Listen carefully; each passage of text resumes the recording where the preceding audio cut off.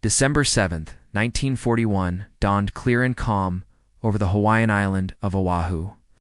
But within hours, the peaceful Sunday morning would transform into a nightmare that would thrust the United States into the most devastating conflict in human history. At 7:55 in the morning, the first wave of Japanese aircraft screamed out of the sky above Pearl Harbor, unleashing bombs and torpedoes on the unsuspecting American Pacific Fleet anchored below.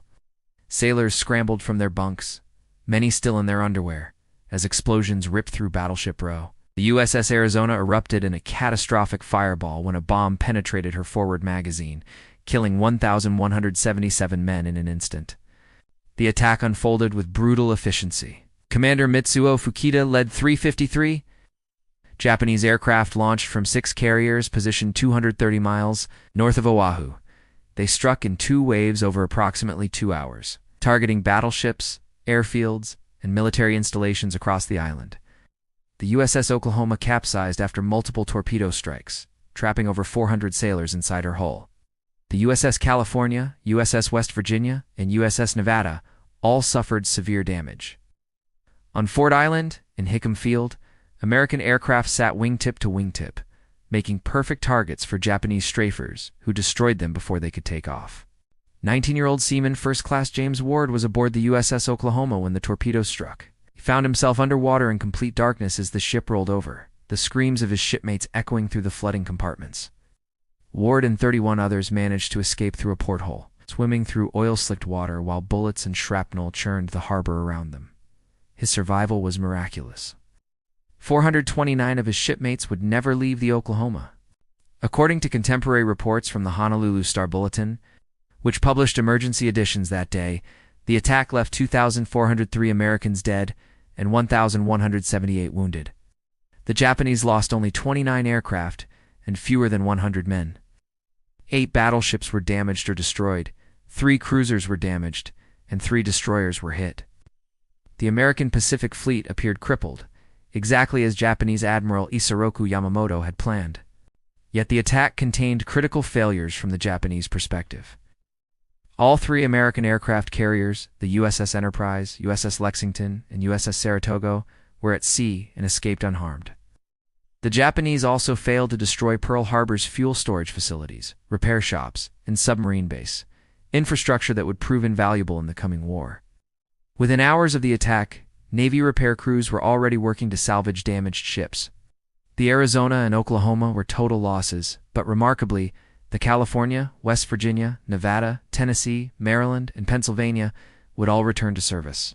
That evening, President Franklin Delano Roosevelt convened an emergency cabinet meeting at the White House. His face was grim as he reviewed casualty reports and damage assessments. Roosevelt understood that everything had changed. The isolationist sentiment that had kept America out of the European war had evaporated in the flames of Pearl Harbor. The following day, he would ask Congress for a declaration of war against Japan, describing December 7th as a date which will live in infamy. December 8th. 1941 arrived with America transformed overnight from reluctant bystander to determined combatant. At 12:30 in the afternoon, President Roosevelt stood before a joint session of Congress, his voice carrying over radio waves to millions of Americans gathered around their sets. His 6-minute address was masterful in its brevity and power, cataloging Japanese aggression not just at Pearl Harbor, but across the Pacific. Within 33 minutes of Roosevelt's speech, Congress voted for war, with only one dissenting vote from Representative Jeanette Rankin of Montana, who had also voted against entering World War I. The declaration of war against Japan was just the beginning. On December 11th, Nazi Germany and Fascist Italy honored their tripartite pact with Japan by declaring war on the United States. Roosevelt responded immediately with declarations of war against both European Axis powers. America now faced enemies on 2 oceans, requiring a mobilization unprecedented in the nation's history. The sleeping giant had been awakened, and its industrial might was about to be unleashed. The transformation was staggering. In 1940, before the war, America produced fewer than 4,000 aircraft annually. By 1944, American factories were manufacturing 96,000 aircraft per year, a production rate that seemed impossible. Henry Ford's Willow Run plant in Michigan became symbolic of this industrial miracle. The massive facility, over 3 million square feet under one roof, produced B-214 Liberator bombers on an assembly line using techniques borrowed from automobile manufacturing. At peak production, Willow Run completed one bomber every 63 minutes. The conversion from peacetime to wartime production required extraordinary measures. Automobile plants stopped making cars and started building tanks and aircraft. The Ford Motor Company alone produced over 86,000 complete aircraft, plus thousands of engines and components. General Motors manufactured aircraft engines, tanks, trucks, and ammunition. Chrysler operated a massive tank arsenal. By 1944, nearly half of all global manufacturing was taking place in the United States, with much of it dedicated to war production. Women flooded into the workforce to replace men who had gone to war. The iconic image of Rosie the Riveter represented millions of real women who took jobs in shipyards, aircraft factories, and munitions plants. Before the war, women comprised about 25% of the American workforce. By 1945, that figure had risen to 36%, with over 19 million women employed. They welded, riveted, operated cranes, and performed every job previously considered men's work. The home front mobilized completely. Rationing began in 1942, with Americans receiving ration books limiting purchases of sugar, coffee, meat, butter, canned goods, shoes, and gasoline. Scrap metal drives collected everything from old cars to kitchen pots, melted down for military use. Victory gardens sprouted in backyards and city parks, producing 40% of America's vegetables by 1944. Children collected milkweed pods, whose silky fibers were used in life jackets. Financial mobilization matched industrial efforts. The government sold war bonds through massive publicity campaigns featuring Hollywood stars like Bette Davis and Humphrey Bogart at rallies across the country. These bonds financed nearly half the war's total cost of approximately $300 billion, equivalent to roughly $4 trillion today. Movie theaters showed newsreels of battles, keeping the war at the forefront of public consciousness.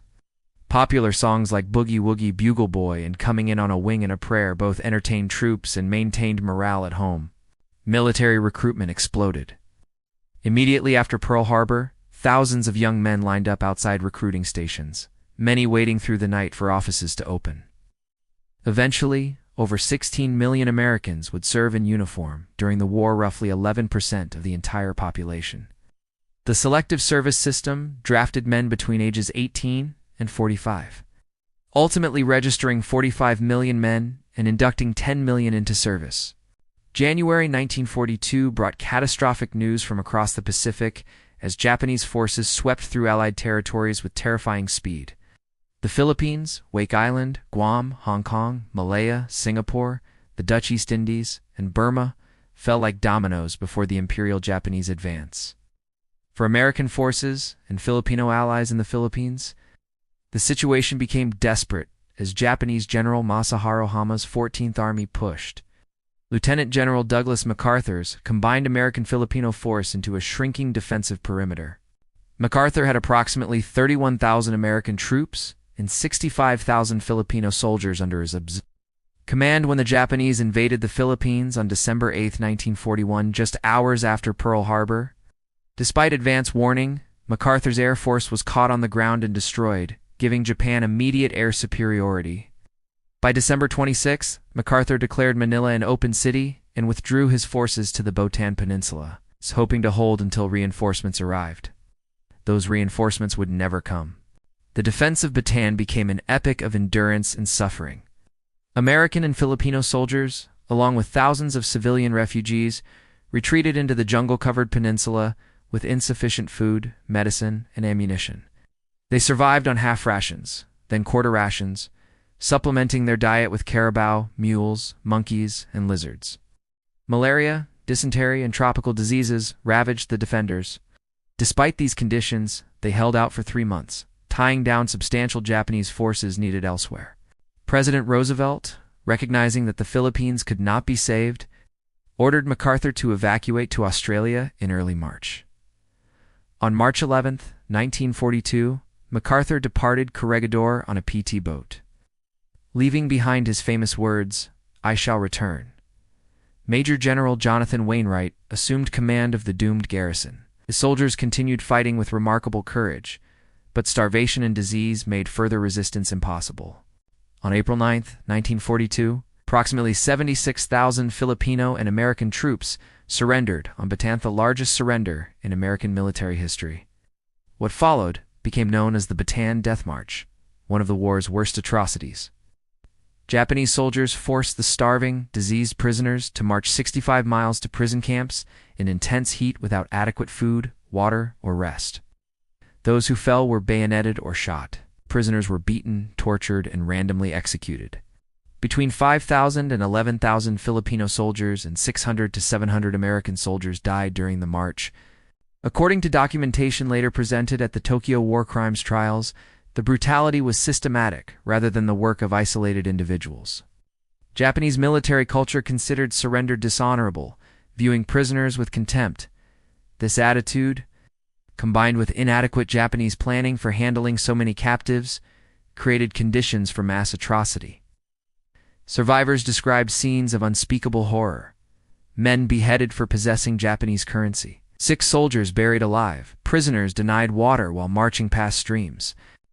The fortress island of Corregidor held out until May 6, 1942, when Wainwright finally surrendered all American forces in the Philippines. Japan now controlled the entire archipelago. For America, these defeats represented the darkest period of the war. From Pearl Harbor through the loss of the Philippines, American forces had suffered defeat after defeat against an enemy that seemed unstoppable. Yet even in disaster, seeds of victory were planted. The prolonged defense of Bataan and Corregidor delayed Japanese timetables significantly, buying precious time for the United States to build forces. The courage displayed by American and Filipino defenders became a rallying cry for a nation determined to avenge these losses. Meanwhile, American cryptographers were achieving a breakthrough that would soon shift the Pacific War's momentum dramatically. The Japanese naval code designated JN-25 was beginning to yield its secrets. June 4, 1942, dawned with American fortunes at their lowest ebb. Yet by sunset, the entire trajectory of the Pacific War would pivot on a few minutes of extraordinary naval combat. You're involved.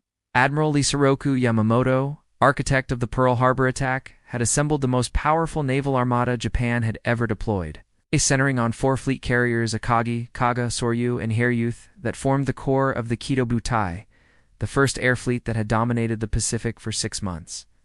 His objective was the American-held island of Midway, whose capture would extend Japan's defensive perimeter and potentially lure the remaining American carriers into a decisive battle that would destroy them. What Yamamoto did not know was that American cryptographers at Station Ipoh in Pearl Harbor, led by Commander Joseph Rochefort, had broken enough of the Japanese naval code to determine that the target mentioned in intercepted messages, was Midway. To confirm this hypothesis, Admiral Chester Nimitz, Commander-in-Chief of the Pacific Fleet, had Midway send an uncoded message reporting freshwater problems. Within days, Japanese communications mentioned that AF was experiencing freshwater difficulties. The trap was set. Nimitz positioned his 3 available carriers, USS Enterprise, USS Hornet, and USS Yorktown northeast of Midway, in a position to ambush the Japanese fleet. Yorktown had been severely damaged at the Battle of the Coral Sea in May and should have required 3 months of repairs. But Pearl Harbor Navy Yard worked around the clock and made her battle-ready in 72 hours. Rear Admiral Raymond Spruance commanded Enterprise and Hornet from Enterprise, while Rear Admiral Frank Fletcher commanded the overall force from Yorktown. The battle opened disastrously for the Americans. On the morning of June 4th, Japanese aircraft struck Midway Island while American torpedo bomber squadrons launched from the carriers to attack the Japanese fleet. Torpedo Squadron 8 from Hornet, led by Lieutenant Commander John Waldron, found the Japanese carriers and attacked without fighter escort. All 15 aircraft were shot down, and 29 of 30 men died. Waldron had told his men before takeoff, "If there is only one plane left to make a final run-in, I want that man to go in and get a hit." Ensign George Gay, the sole survivor, watched from the water as his squadron was annihilated. Torpedo Squadron 6 from Enterprise and Torpedo Squadron 3 from Yorktown met similar fates. Of 41 torpedo bombers that attacked, only 6 returned, and they scored no hits. The slow Obsolete TBD Devastator torpedo bombers proved defenseless against Japanese Zeros. Japanese Admiral Kiichi Nagumo appeared victorious, his carriers having easily destroyed wave after wave of attackers. But these doomed torpedo attacks had pulled Japanese fighters down to low altitude and drawn them out of position. At 10:22 in the morning, Lieutenant Commander Wade McCluskey's dive bomber squadrons from Enterprise spotted the Japanese fleet. With fuel running critically low after an extended search, McCluskey had made the crucial decision to continue hunting for the carriers. His persistence changed history. 37 SBD Dauntless dive bombers rolled into their attacks from 14,000 feet, screaming down on Japanese carriers whose decks were packed with aircraft being refueled and rearmed. The Japanese carriers were at their most vulnerable. Gasoline lines strung across their decks, ordnance lying exposed. Within 5 minutes, 3 Japanese carriers were doomed. Enterprise dive bombers devastated Akagi and Kaga. While Yorktown's aircraft struck Soryu, massive explosions erupted as bombs ignited fuel and ordnance, turning the carriers into floating infernos. Akagi Nagumo's flagship was hit by just one bomb, but that single hit destroyed her.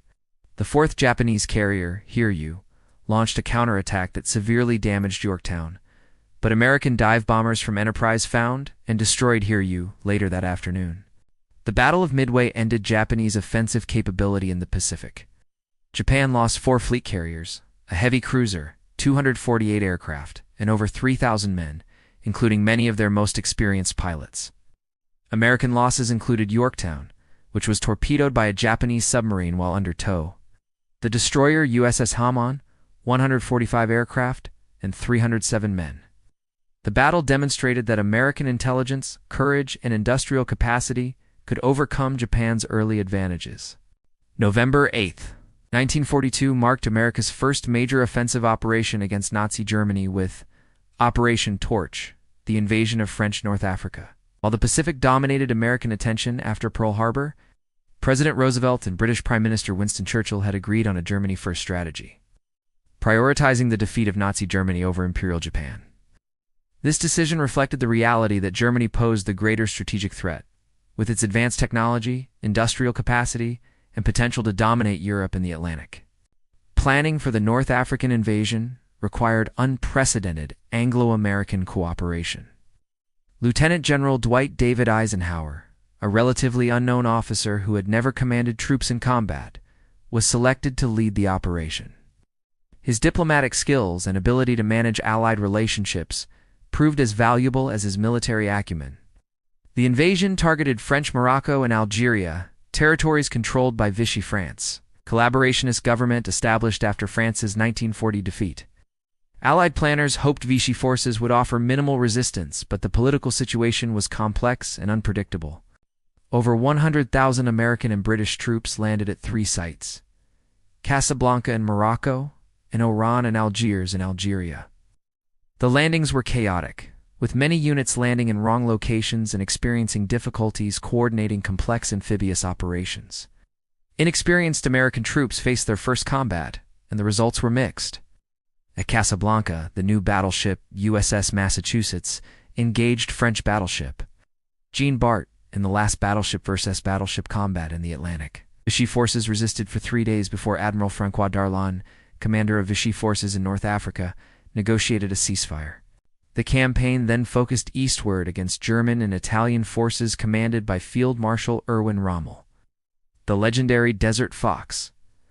American troops received a brutal education in modern warfare at the Battle of Kasserine Pass in February 1943, when experienced German panzer divisions smashed through inexperienced American units, inflicting over 6,000 casualties and destroying hundreds of vehicles.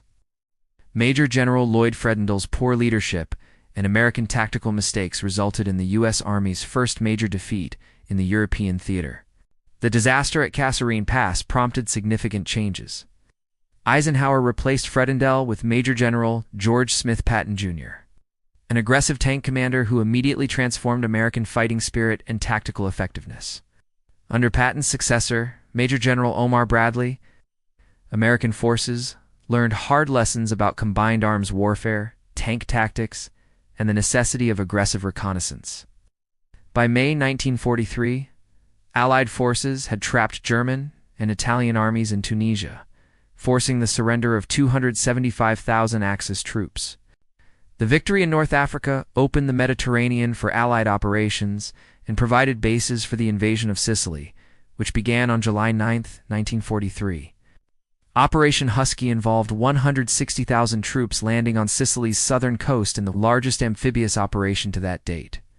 American forces under Patton and British forces under General Bernard. Montgomery fought through difficult terrain against determined German and Italian defenders. The campaign lasted 38 days and ended with the Allies controlling Sicily, but most German forces successfully evacuated to mainland Italy. The Italian campaign that followed proved frustratingly difficult. On September 9, 1943, American and British forces landed at Salerno, south of Naples, while the Italian government secretly negotiated surrender. However, German forces quickly occupied Italy and established strong defensive positions in mountainous terrain, ideal for defense. The campaign up the Italian peninsula became a grinding attritional battle through some of Europe's most difficult terrain against skilled German defenders commanded by Field Marshal Albert Kesselring. Fighting through Italy tested Allied forces severely. The Battle of Monte Cassino from January to May 1944 saw 4 separate assaults against German defensive positions anchored on the historic hilltop monastery. The monastery was controversially destroyed by Allied bombing, but German paratroopers used the rubble to create an even stronger defensive position. At Anzio, an amphibious landing behind German lines in January 1944 became a bloody stalemate lasting months. American forces fought with increasing skill and determination, but the Italian campaign remained secondary to the great invasion being prepared for France. June 6, 1944 arrived with low clouds and rough seas across the English Channel. Conditions that nearly caused Supreme Commander Eisenhower to postpone Operation Overlord, the invasion of Nazi-occupied France. After agonizing deliberation with his meteorologists, Eisenhower made the decision that would determine the war's outcome. The invasion would proceed. At approximately 04:30 in the morning, he told his staff simply, "Okay, let's go." With those words, he launched the largest amphibious invasion in history, an operation that would involve 156,000 troops crossing the Channel, supported by 11,000 aircraft and 5,000 ships. The invasion plan was extraordinarily complex, the result of 2 years of intensive planning. 5 beaches along a 50-mile stretch of Normandy coast were designated for assault: Utah and Omaha for American forces, Gold and Sword for British forces, and Juneau for Canadian forces. Behind German lines, 3 airborne divisions, the American 82nd and 101st, and the British 6th would drop hours before the beach landings to secure key objectives and disrupt German responses. Elaborate deception operations, codenamed Operation Fortitude, convinced German commanders that the main invasion would strike at Pas-de-Calais, the narrowest point of the Channel, rather than Normandy. American paratroopers began landing around 01:30 in the morning, but strong winds and German anti-aircraft fire scattered them across the Norman countryside. Many landed miles from their designated drop zones in fields flooded by the Germans. Weighed down by equipment, some drowned in water just 4 feet deep. Others landed in the middle of German positions. Despite the chaos, small groups of paratroopers coalesced around junior officers and achieved their objectives through improvisation and determination. Lieutenant Colonel Robert Cole of the 502nd Parachute Infantry Regiment led a bayonet charge across open ground against German positions, an action that earned him the Medal of Honor. The beach landings began at 06:30, with Utah Beach on the invasion's western flank. Due to strong currents, the assault waves landed approximately 2,000 yards south of their intended location, a fortunate accident that placed them in a lightly defended area. Brigadier General Theodore Roosevelt, Jr., son of President Theodore Roosevelt, an assistant division commander of the 4th Infantry Division, landed with the first wave, despite being 56 years old and suffering from arthritis and heart disease. When he realized the landing was in the wrong location, he made the crucial decision: "We'll start the war from right here." Roosevelt spent the entire day on the beach directing traffic under fire, the oldest man and only general officer in the first wave. He died of a heart attack 5 weeks later and posthumously received the Medal of Honor. Omaha Beach, by contrast, became a slaughterhouse. The 5th Corps assault faced elite German 352nd Infantry Division positioned in fortified positions overlooking the beach. Naval bombardment and aerial bombing largely missed their targets, leaving German defenses intact. As landing craft ramps dropped, German machine guns opened fire at point-blank range. Entire boatloads of men were killed before reaching the beach. Those who made it to shore found themselves pinned down behind a seawall, unable to advance across open beach swept by withering fire from concealed bunkers. For several hours, the Omaha Beach landing teetered on the edge of disaster. General Omar Bradley, commanding 1st Army from the cruiser USS Augusta offshore, considered evacuating Omaha and diverting follow-on waves to other beaches. But small groups of soldiers, led by junior officers and sergeants, began taking initiative. Colonel George Taylor of the 16th Infantry Regiment made the famous declaration, "Two kinds of people are staying on this beach, the dead and those who are going to die. Now let's get the hell out of here." Rangers scaled the cliffs, infantry sections found paths through the obstacles, and combat engineers blew gaps in the beach defenses. By day's end, American forces held Omaha Beach, but at terrible cost, over 2,000 casualties. British and Canadian forces at Gold, Juno, and Sword Beaches faced less intense opposition and made good progress inland, though they failed to achieve their ambitious objective of capturing the city of Cannes on D-Day. The specialized armored vehicles the British employed, flailed tanks to clear mines, bridge layers, and swimming tanks, proved their worth, reducing casualties and helping overcome beach obstacles. By nightfall on June 6th, approximately 156,000 Allied troops had landed in Normandy, establishing a foothold in Nazi-occupied France at a cost of roughly 10,000 casualties, including 4,400 killed. The fighting in Normandy continued for 11 more weeks as Allied forces struggled through the bocage, the network of small fields surrounded by thick hedgerows that provided perfect defensive terrain for German forces. American troops in particular found the bocage fighting frustrating and costly, advancing yard by yard against determined German resistance. Not until late July did Operation Cobra, Lieutenant General Omar Bradley's breakthrough offensive,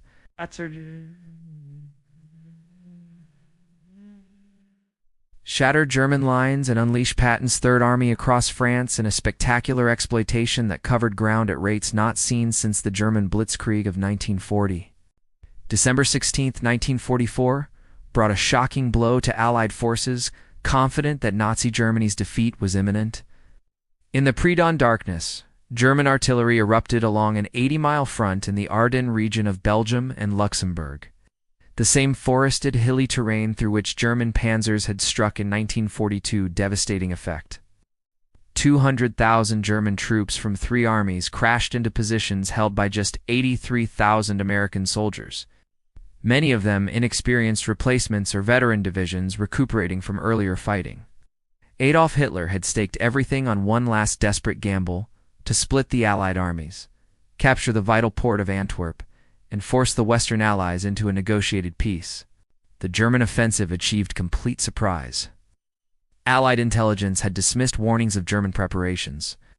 Considering the Wehrmacht too weakened for major offensive operations, dense cloud cover prevented Allied air reconnaissance from detecting the massive concentration of German armor and infantry. American commanders had chosen the Ardennes as a quiet sector where new units could gain experience and exhausted units could rest, considering the terrain too difficult for major operations. This calculation proved nearly disastrous as German forces punched through American lines in multiple locations. The most notorious incident of the battle occurred on December 17th, near the Belgian village of Malmedy, where Kampfrupp Piper, an SS unit led by Lieutenant Colonel Joachim Piper, machine-gunned 8 of 4, captured American prisoners of war in a snowy field. News of the Malmedy massacre spread rapidly through American units, stiffening resistance and eliminating any inclination toward surrender. The atrocity symbolized the battle's brutality and the SS's criminal nature, though it should be noted that most German army units fought within the laws of war. Despite initial German successes, American forces quickly demonstrated the resilience and flexibility that would determine the battle's outcome at the critical road junction of St. Vith. The 2nd Infantry Division and 7th Armored Division conducted a brilliant delaying action that held the town for 6 days, disrupting German timetables fatally. Their stand allowed Allied forces to establish defensive positions on better terrain. When German forces finally captured St. Vith on December 21st, they were days behind schedule and critically short of fuel. At Bastogne, another crucial crossroads town, the 101st Airborne Division and elements of other units found themselves completely surrounded by German forces. Brigadier General Anthony McAuliffe, acting division commander, received a German surrender ultimatum on December 22nd. His one-word reply became legendary: nuts.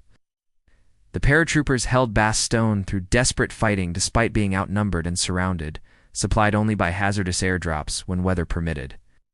Their defense tied down substantial German forces needed for the offensive's momentum. General Eisenhower responded to the crisis with decisive leadership. At a conference on December 19th at Verdun, France, while other commanders discussed retreat and consolidation, Patton stunned the group by announcing that Third Army would attack northward toward Bastogne within 48 hours. This required disengaging from current operations, pivoting 90 degrees, and moving 3 divisions over winter roads in the middle of a battle maneuver of extraordinary difficulty. Patton's chief of staff had secretly begun planning the movement days earlier, and Third Army executed the redeployment brilliantly, with the 4th Armored Division relieving Bastogne on December 26th. By early January 1945, German forces were in full retreat. The Battle of the Bulge cost the United States approximately 19,000 killed, 47,000 wounded, and 23,000 missing or captured, the costliest battle in American history. German losses were even more severe: over 100,000 casualties and hundreds of tanks destroyed. Hitler's gamble had failed completely, exhausting Germany's last operational reserves and leaving the Reich defenseless against the Soviet offensive launched in Poland in mid-January and the Allied advance into Germany itself. February 19, 1945 witnessed 30,000 United States Marines land on Iwo Jima, volcanic island barely 8 square miles, an area located 660 nautical miles from Tokyo. The island's strategic importance far exceeded its size. Its airfields could support fighter escorts for B-2 men, superfortress bombers striking Japan, and provide emergency landing facilities for damaged bombers returning from raids. Japanese commanders recognized Iwo Jima's significance and garrisoned it with 21,000 troops under Lieutenant General Tadamichi Korebayashi, who prepared the most formidable defensive system American forces had yet encountered in the Pacific. Korebayashi had abandoned the traditional Japanese strategy of contesting the beaches and counterattacking to drive invaders into the sea, tactics that had consistently failed against American firepower. Instead, he constructed an elaborate network of tunnels, caves, and fortified positions inland, particularly on Mount Suribachi, the extinct volcano dominating the island's southern tip, and in the rugged terrain of the island's northern plateau. His troops would remain underground during the pre-invasion bombardment, then emerged to fight from concealed positions with interlocking fields of fire. Korebayashi ordered his men to kill 10 Americans each before dying themselves, forbidding futile banzai charges in favor of grinding attrition. The battle began with the largest preliminary bombardment in Pacific war history. 3 days of naval gunfire from battleships and cruisers, supplemented by carrier aircraft strikes. Despite this massive firepower, Japanese defenses remained largely intact, protected by volcanic rock and concrete. When the first wave of Marines landed, they encountered an eerie silence. Then, as succeeding waves crowded the beaches, Japanese artillery and mortar opened fire from pre-registered positions. The volcanic ash beach offered no cover, and Marines sank ankle-deep in the loose black sand, unable to dig foxholes. Casualties mounted rapidly. The Marines' primary initial objective was Mount Suribachi, whose summit dominated the landing beaches. Elements of the 28th Marines fought their way across the island's narrow southern tip. Isolating Suribachi, then began the bloody climb up its slopes against Japanese positions built into caves and tunnels. On February 23rd, a patrol reached the summit and raised an American flag, a moment captured by photographer Louis Lowry. Later that day, a larger flag was raised, and Associated Press photographer Joe Rosenthal captured the image that became the most famous photograph of World War II, winning the Pulitzer Prize. The flag raising provided a moment of inspiration, but the battle's hardest fighting lay ahead. In the island's northern sector, Japanese defenses became increasingly elaborate and deadly. American forces advanced yard by yard through a nightmare landscape of pillboxes, bunkers, and caves that had to be reduced one by one with flamethrowers, demolition charges, and close-quarters combat. According to military historian Samuel Eliot Morrison's Official Naval History published in 1960, the fighting was the toughest the Marines ran into in 168 years. The volcanic terrain, honeycomb with tunnels, meant that positions cleared of Japanese troops one day would see Japanese soldiers emerge from underground passages the next day. Japanese defenders fought with fanatical determination, often fighting to the death rather than surrendering. Of the 21,000 Japanese troops on Iwo Jima, only about 1,000 were captured, most wounded and unconscious. Kuribayashi and his staff disappeared in the battle's final days. Their bodies were never identified, though American forces found evidence of a final command post where ritual suicide may have occurred. The Japanese commander's tactical innovations and the courage of his troops made Iwo Jima the costliest battle in Marine Corps history relative to the forces engaged. American casualties reflected the battle's ferocity. 26,000 casualties, including nearly 7,000 killed. 27 Medals of Honor were awarded for actions on Iwo Jima, more than any other battle in American history. The island was declared secure on March 26, 1945, after 36 days of combat. The strategic value of Iwo Jima's capture was demonstrated as B-29 bombers began using its airfields for emergency landings. By war's end, over 2,400 B-29s had made emergency landings on Iwo Jima, potentially saving over 24,000 airmen's lives. Even as Iwo Jima was being secured, American forces were preparing for an even larger and bloodier battle on Okinawa, a larger island even closer to the Japanese home islands. The pattern established at Iwo Jima Japanese defenders in elaborate, prepared positions, forcing American attackers into attritional combat with heavy casualties, would continue. Raising ominous questions about the cost of invading Japan itself, April 30, 1945 marked the final collapse of Nazi Germany as Soviet forces fought through Berlin's ruins toward the four-bunker beneath the Reich Chancellery Garden. That afternoon, Adolf Hitler committed suicide alongside Eva Braun, whom he had married the previous day, ending the regime that had plunged the world into history's deadliest conflict. Above ground, Berlin was an apocalyptic wasteland of burning buildings and rubble-choked streets, where German soldiers and elderly Volkssturm militia conducted futile last stands against overwhelming Soviet forces. The thousand-year Reich that Hitler had proclaimed in 1933 was ending after just 12 years in absolute devastation. The path to Germany's defeat had accelerated dramatically in 1945's opening months. On the Eastern Front, Soviet forces launched the massive Vistula d'Or offensive on January 12, shattering German defenses in Poland and driving to within 40 miles of Berlin by early February. In the West, Allied forces recovered from the Battle of the Bulge and drove into Germany itself. American forces crossed the Rhine River at Remagen on March 7th, when troops of the 9th Armored Division captured the Ludendorff Bridge intact before German engineers could completely destroy at a stroke of fortune that gave Eisenhower a critical bridgehead. As Allied armies advanced into Germany, they uncovered the full horror of Nazi crimes. On April 11, 1945, American forces liberated Buchenwald concentration camp near Weimar, finding 21,000 survivors in unspeakable conditions surrounded by evidence of mass murder.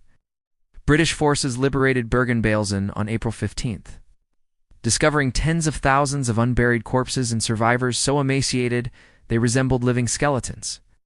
The camps Dachau, Mauthausen, Dormittelbau, and others revealed systematic industrial murder on a scale that shocked even battle-hardened soldiers. General Eisenhower, upon visiting a liberated camp, immediately ordered extensive photographic and film documentation and required German civilians from nearby towns to tour the camps and witness the atrocities committed in their name. He wrote to General George Marshall, "The things I saw beggar description. The visual evidence and the verbal testimony of starvation, cruelty, and bestiality were so overpowering as to leave me a bit sick. These discoveries confirmed reports that had filtered out during the war about Nazi extermination camps where Jews, Roma, Soviet prisoners, and others deemed undesirable were systematically murdered, the Holocaust that ultimately claimed 6 million Jewish victims and millions of others." German resistance crumbled as Allied forces converged. American and Soviet troops met at Torgau on the Elbe River on April 25th, cutting Germany in two. Hamburg fell to British forces on May 3rd. American forces reached the Bavarian Alps, eliminating the possibility of the Nazi National Redoubt, where fanatics supposedly planned a last stand. Admiral Karl Dönitz, whom Hitler had designated as his successor, attempted to negotiate a partial surrender that would allow German forces to continue fighting Soviets while surrendering to Western allies. But Eisenhower rejected such schemes, demanding unconditional surrender on all fronts simultaneously. On May 7, 1945, at Eisenhower's headquarters in Reims, France, German Chief of Staff General Alfred Jodl signed the unconditional surrender of all German armed forces. Effective at 23:01 Central European Time on May 8. Stalin insisted on a second ceremony in Soviet-occupied Berlin, where Field Marshal Wilhelm Keitel signed another surrender document on May 8. May 8 became known as VA Day Victory in Europe. Day on sparked massive celebrations in Allied nations. In London, New York, Paris, and Moscow, millions took to the streets in spontaneous celebration. Churchill announced from 10 Downing Street, "The German war is therefore at an end." The cost of defeating Nazi Germany was staggering. Approximately 40 million Europeans had died in the war, including 6 million Jews murdered in the Holocaust. The Soviet Union suffered over 27 million dead, both military and civilian. Germany itself lost over 5 million dead, and its cities lay in ruins from years of Allied bombing. The United States lost over 400,000 dead, with most casualties occurring in the European theater. Material destruction was immense. Countless cities destroyed, infrastructure devastated, millions displaced from their homes. Yet beneath the celebration lay continued anxieties. The alliance between Western democracies and the Soviet Union, always uneasy, was already showing strains that would soon develop into the Cold War. Most pressingly, the war against Japan continued in the Pacific, where American forces faced the prospect of invading the Japanese home islands against an enemy that had demonstrated willingness to fight to the death. The Manhattan Project, the secret program to develop atomic weapons, was approaching fruition, and decisions about its use would soon confront President Harry Truman, who had assumed office just weeks earlier following Roosevelt's death on April 12. August 6, 1945, dawned clear over Hiroshima, a city of approximately 350,000 people on Japan's southwestern Honshu Island. At 8:15 in the morning, a B-29 superfortress named Enola Gay, piloted by Colonel Paul Tibbets, released a single bomb above the city. 43 seconds later, at approximately 1,900 feet altitude, the uranium-based atomic bomb nicknamed Little Boy detonated with the force of 15 kilotons of TNT. In an instant, a 1-mile radius area was completely destroyed, generating temperatures of several million degrees and winds of over 600 miles per hour. The death toll from the immediate blast and subsequent fires exceeded 70,000, with thousands more dying from radiation exposure in subsequent weeks. The atomic bomb represented the culmination of the Manhattan Project, the massive secret program begun in 1942 to develop nuclear weapons before Nazi Germany could do so. Over $2 billion and the work of over 130,000 people had gone into developing this revolutionary weapon. Ironically, Germany had surrendered before the bomb was ready, leaving Japan as the weapon's only potential target.